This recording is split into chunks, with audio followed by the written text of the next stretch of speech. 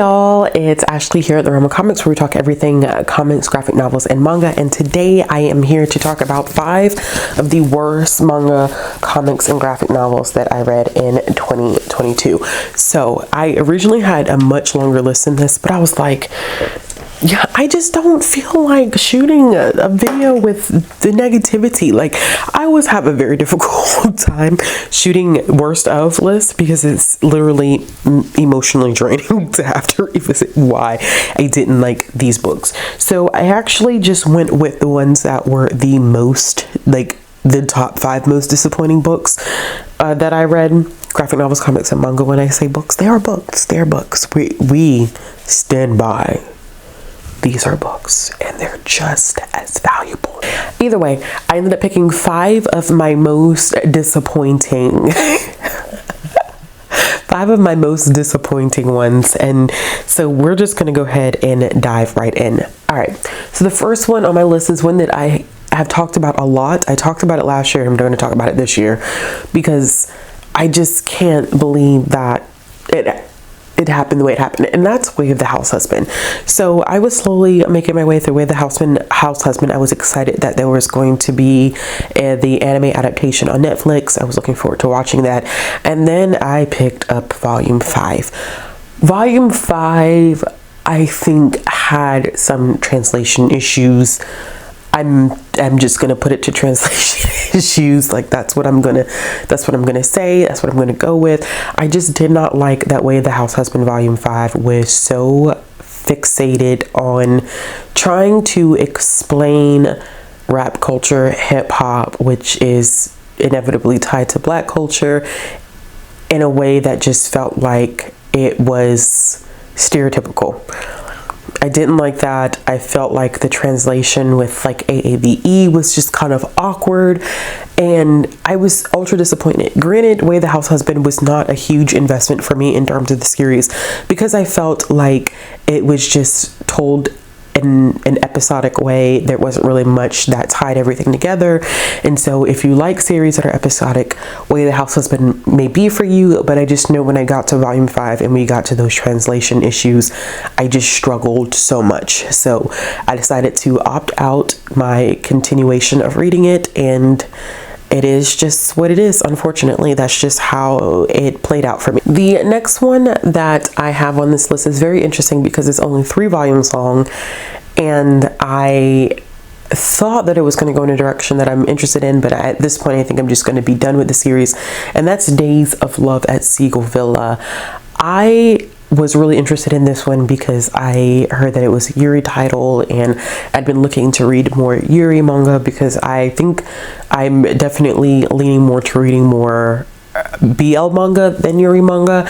And so I picked it up, and with the first volume, I thought that it was a solid start. I think there was a level of complexity to the series with our main characters that was very, very interesting. We have a main character that's moving to this villa that is owned by another woman who's running it, that is taking care of her niece. And I thought that the reasons that they had so many just emotional things that worked past were really intriguing. I love when I step into any series, regardless of whether it's a manga, comic, or a graphic novel, where we get complexity of characters, because for me, that's outside of just plot. I think a complex character is something that just gets me, really, really engaged with the story. And so that's what I thought. And it was good and dandy, but there's an incest side plot to this series.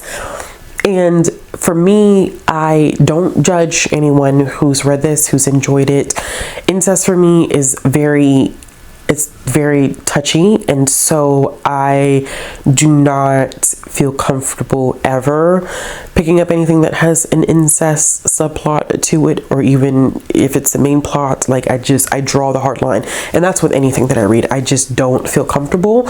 So with there being an incest subplot, which I hear that there is some reworking of it in the 3rd volume, it just inevitably turned me off from the series. And I was confused at first because I was like, wait, isn't this person's half sister. And I like the side characters, but the fact that we had two half sisters who were inevitably in a relationship with each other just didn't sit well with me. And I think I understood the direction that the mangaka was attempting to go with it, and how they were using that as a form of storytelling and character development for the side characters is just not a plot point that I'm interested in. And it's just, for me, it's just, that's my hard line, that's my hard no. So that was ultra disappointing to kind of step into when I really was looking forward to the series as a whole. The next three that I have are actually all comics or graphic novels, and the first one that I have on this list is going to be Money Shot Volume 2, right? Yeah, Volume 2. So Money Shot was one that I was really interested in because of the fact that I had read Sex Criminals a long time ago, and I really enjoyed Sex Criminals, and I ended up reading Big Hard Sex Criminals last year and really enjoyed my reread of it because it had been a while since I had read it. I really enjoyed Matt Fraction and Chip Zdarsky, and Chip Zdarsky's been doing a lot of great things lately, and so I was just really into that, and I was looking for something to complement it. And so I had found Money Shot originally. I can't remember how I read the first volume of Money Shot, and I thought it was fun. I thought it was interesting. We have these group of scientists that are losing funding for a project, and the only way that they know how to fund the project is to essentially start a service where they film themselves having sex with these other species across planets, and they make money off of it. And I was like, I'm kind of digging this, like, and it's more just beyond the sex. Like, I think it was just fun. It was a fun series. And so I ended up seeing Volume 2 for $1.99 somewhere, and I went ahead and I picked it up, and it was horrible. It was like a completely different situation from the first one. We do end up picking up exactly, of course, where we left off with the first one, but this one was so text heavy. It was just like, it was boring and dry, and it lost that spark of like the charm and the humor and the sexiness of it. It was all just sucked dry because the text was just, I mean, we just felt like we had like speech bubbles filled with text. And I was like, I can't do this. I literally cannot do this anymore. And so, I mean, I've read the entire thing, but I was like, this is not what I read in the first volume.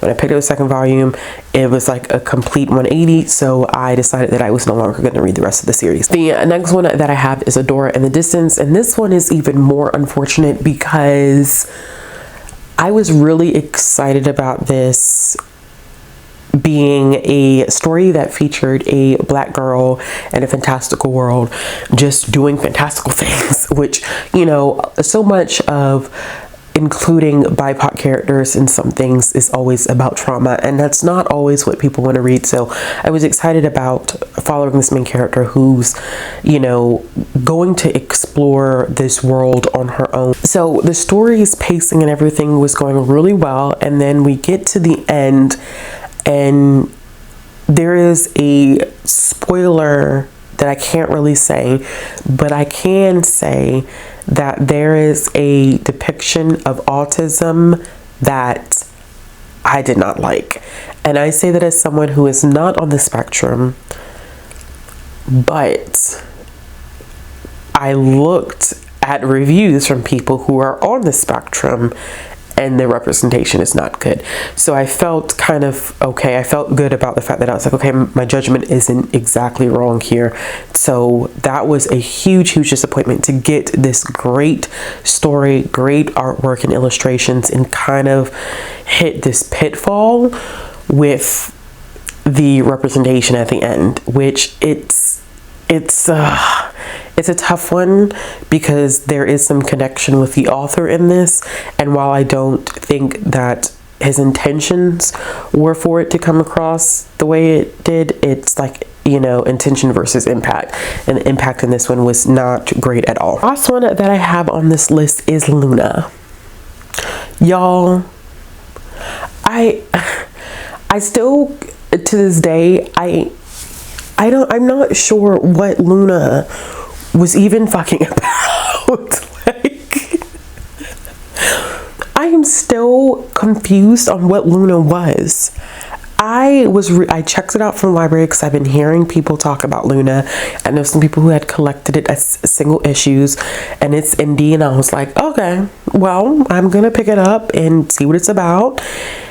And I think I read it in one sitting, but I felt like I should have been like high off of my ass, really, while reading it, because reading that sober, I didn't get it. It's this woman finds this cult of vampires, kind of something like vampires, and it kind of goes from there. But then I'm confused about what actually happens when she's at this like vampire commune. Like it had this weird like 60s 70s vibe to it, which is why I was like, maybe I should have been like tripping off of like some acid, some LSD, like whatever. Like I should have been high off my ass, because I didn't get it. The storytelling was just way out there for me. It was way too far out there for me. So this just was not the story for me. I think that there were some people who read this, who picked it up, and they were like, WTF, what's going on? I have no idea what I just read, but I loved it. Me, I was on the other end of the spectrum where I was like, WTF, what did I just read? Absolutely not. Like this was not clearly written for me. I think I did enjoy some aspects of the artwork, but it was like very like 60s. Let's trip off of some acid, peace signs, and have a sexy combine. And so it was just like, I'm not hip enough for this. So it was a huge disappointment. It was such a huge disappointment. All right, y'all. So those are my top 5 most disappointing, worst comics, graphic novels, and manga for 2022. In the comments down below, if you read any disappointing comics, graphic novels, or manga for 2022, please let me know.